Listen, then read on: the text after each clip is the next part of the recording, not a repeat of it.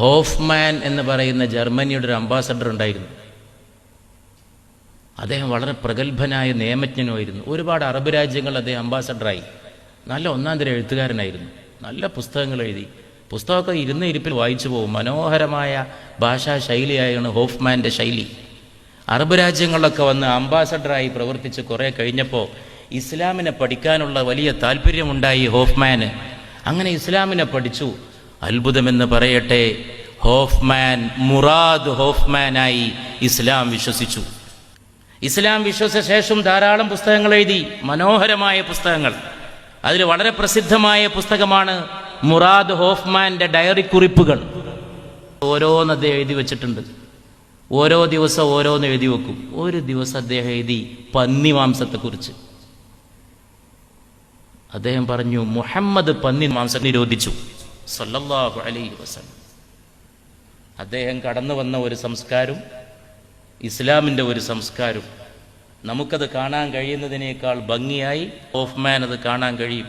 ഹോഫ്മാനെ പോലുള്ളവർ ധാരാളം പന്നി കഴിച്ചിട്ട് പിന്നെ അതിന് നിരോധിക്കപ്പെട്ട ഒരു സംസ്കാരത്തിലേക്ക് വരികയാണ്. അപ്പോൾ ഹോഫ്മാൻ പറയാണ്, ട്രൈക്കനോസിസ് രോഗമുണ്ടാക്കും പന്നി, കൊളസ്ട്രോൾ അമിതമായിട്ട് വർദ്ധിപ്പിക്കും, ക്യാൻസർ ഉണ്ടാക്കും, കുരു ഉണ്ടാക്കും, ചൊറി ഉണ്ടാക്കും, സന്ധിവേദന ഉണ്ടാക്കും, മാരകമായ ഇൻഫ്ലുവൻസ വൈറസുകൾക്ക് ആതിഥ്യമരുളും. പന്നി അതിൻ്റെ ഏജന്റാവും. എന്നിട്ട് അദ്ദേഹം ചോദിക്കാണ്, ഇങ്ങനെയൊക്കെ ആയിട്ടും 1985 മാത്രം 80 ദശലക്ഷം പന്നികളെയാണ് യൂറോപ്പിൽ വളർത്തിയത്. ഇത്രയൊക്കെ ആളുകൾക്ക് അറിഞ്ഞിട്ടും വിദ്യാഭ്യാസമില്ലാത്ത നിരക്ഷരനായ വിശുദ്ധ മുഹമ്മദ് സല്ലല്ലാഹു അലൈഹി വസല്ലം ഇതെങ്ങനെ കണ്ടെത്തി എന്നാണ് ഹോഫ്മാൻ അതിൻ്റെ താഴെ എഴുതി വെക്കുന്നത്. ഒരു സ്വലാത്തപ്പ ചൊല്ലിയേ തീരൂ, സല്ലല്ലാഹു അലാ മുഹമ്മദ് സല്ലല്ലാഹു അലൈഹി വസല്ലം. ഇത്ര വലിയ മാരകമായ ഒരു സാധനം കഴിക്കരുത് എന്ന് റസൂല് പറയാണ്. വെറും പറയല്ല, ഹറാം എന്ന് പറയാണ്, ഹറാം. അതുകൊണ്ട് ഇന്ന് എന്തൊരു അത്ഭുതമാണല്ലേ, ധാരാളം ഗൾഫ് മലയാളികൾ ഇപ്പോൾ മറ്റു രാജ്യങ്ങളിലേക്കൊക്കെ വ്യാപാര ആവശ്യങ്ങൾക്ക് പോകുന്നുണ്ട്.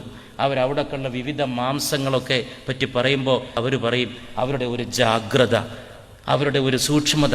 ചൈനയിൽ പോണ ഒരു സുഹൃത്തുണ്ട് എനിക്ക് ഗൾഫിൽ, ദുബായിൽ. അദ്ദേഹം പറയും, ഞാൻ ചൈനയിൽ പോയാൽ മാംസം കഴിക്കില്ല, എനിക്ക് സംശയമാണ്, ശങ്കയാണ്. ഈ ശങ്ക എൻ്റെ ഈ സഹോദരനിൽ ഉണ്ടാക്കിയത് പരിശുദ്ധ റസൂലാണ് സല്ലല്ലാഹു അലൈഹി വസല്ലം.